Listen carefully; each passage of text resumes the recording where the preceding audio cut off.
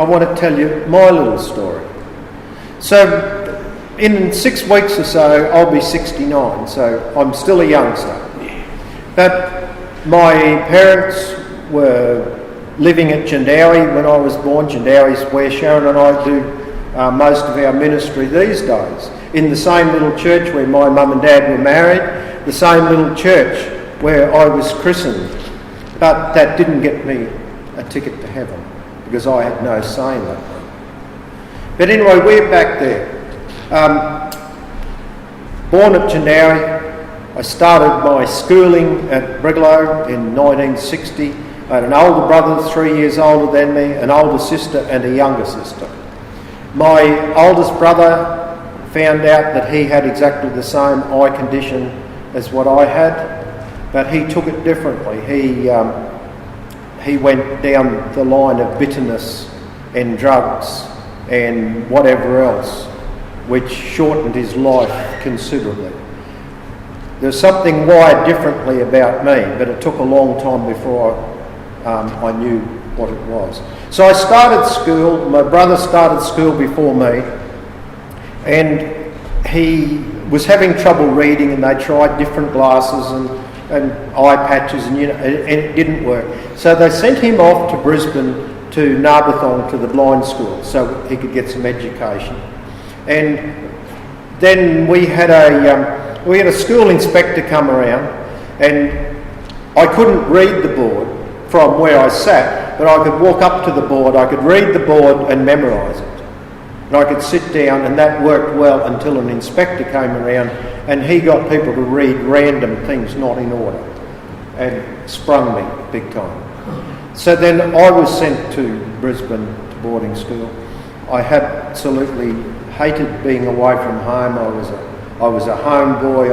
I loved engines. I loved the dairy farm. I loved the pigs. Brisbane was me out of water. It was a fish out of water. But anyway, I had to go there for an education. And there's the old Brigalow garage fellow in Brigalow. Surprised that he'd be in Brigalow. I got along real well with his sons. And he said to me, when I left school, he will teach me to be a mechanic. He said, when I'm finished with you, you'll be able to put an engine together with your eyes shut. You won't need to read timing marks and all that sort of jazz. So anyway, I did my schooling, finished in 1970. 71, I started in the Brigalow garage. And then my dad had a few strokes, so I went home to help on my father's farm, and I was a share farmer on the place next door on the Condamine River. Just worked like that. But about 17 or 18, I realised that if I got drunk, I could be the class clown, and it hid the hurt. There's things I couldn't do, there's things I tried to do, there was a lot of stuff that I still did that I shouldn't have done. But if I was drunk, that just made it easier. I thought it made it easier. That was my idea anyway. And it worked for a while. But a friend that I was living with at that stage, she said to me, because she could not handle the fact that I couldn't drive, it was one of those relationships that was never going to work, but God used it to sow some seed. So this lady said to me, Steve, there's a church in Brisbane.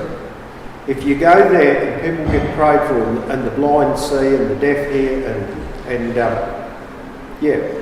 all the rest of it, it's a great place for healing. So after a while, I thought I would do that. So some friends of mine had organised a blind date in Brisbane.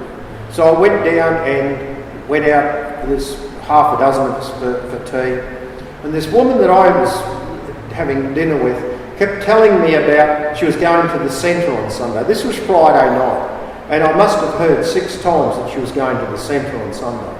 But it meant nothing to me. But I was staying with some other friends and partying and whatever. So these another lot of friends came to pick me up to take me to church. So they took me to Christian Outreach Centre. And we got to the back and I couldn't see it, so I said to Ronnie, is there any seats down the front? There was one seat left down the front. So I said, well, take me down, and I sat right beside the lady that I went out on the blind date with on the Friday night. Like, there's no way in the world I could organise that. That was a God moment. She has come across my life twice. Friday night and the Sunday. She's never come across my path ever again. It was just, God uses these little things that puts them together to get you to that place where you'll bow your knee. Yeah. So I went to that church.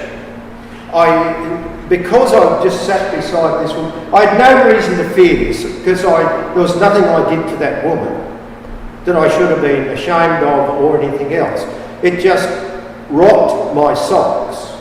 And whatever Clark Taylor preached on that day, I forgot about my healing. I gave my heart to the Lord. But I was going looking for healing. I didn't want the God stuff. You know, because I had a lot of friends. They were those loony God people. They were Assembly of God people. I don't want to be like them. But that day I gave my heart to the Lord.